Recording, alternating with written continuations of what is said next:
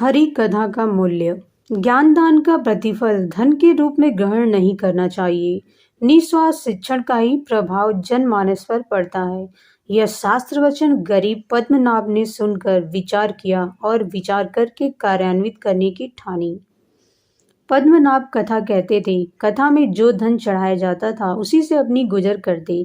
पर जब उनके अंतःकरण में यह मान लिया कि ज्ञानदान का प्रतिफल स्वीकार नहीं करना चाहिए, तो उन्हें एक सच्चे विचारक की तरह उस लक्ष्य को कोई रूप में लाना ही था। उन्होंने आजीवन हरि कथा कहकर जनमानस में भक्ति भावना जागृत करने का अपना क्रम यथावत जारी रखा, पर गुजारे के लिए लकड़ी काट कर बेचने का धंधा अपना लिया। लकड़हारे की कथा जनता को भी अधिक हृदयग्राही बनी और कथावाचक का भी कल्याण हुआ।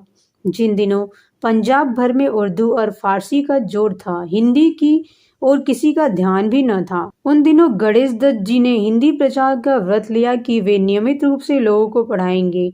यह काम बड़ा कठिन था, कोई पढ़ने को तैयार ही न होता था।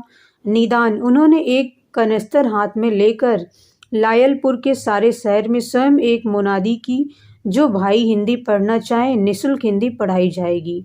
मुश्किल से कुछ छात्र मिले तो उनको पढ़ाने के लिए जगह का प्रबंध न हुआ। इस पर उन्होंने एक खुले स्थान पर बैठकर मिट्टी के तेल की कुप्पी के प्रकाश में अपनी हिंदी पाठशाला आरंभ कर दी। उनकी यह पाठशाला कुछ समय बाद हाई स्कूल बन गई।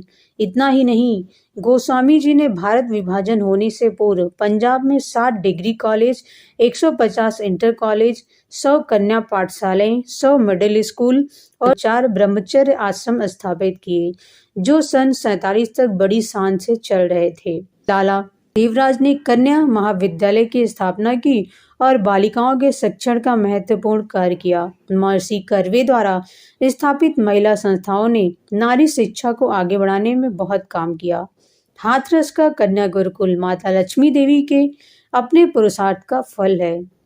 राजर्षि पुरुषोत्तम दास टंडन ने हिंदी साहित्य सम्मेलन के माध्यम से हिंदी प्रचार एवं वृद्धि के लिए बहुत बड़ा काम किया। इस प्रकार के महापुरुषों की बहुत संख्या है, जिनने मनुष्य के वास्तविक कल्याण के माध्यम ज्ञान को अधिकाधिक व्यापक बनाने के लिए शक्ति भर प्रयत्न किया।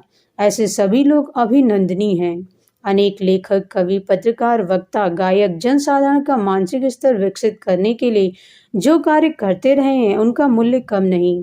जन जागरण का महान प्रयोजन ज्ञान साधना से ही संभव होता है और उसी के आधार पर कोई व्यक्ति या राष्ट्र सुविकसित होता है।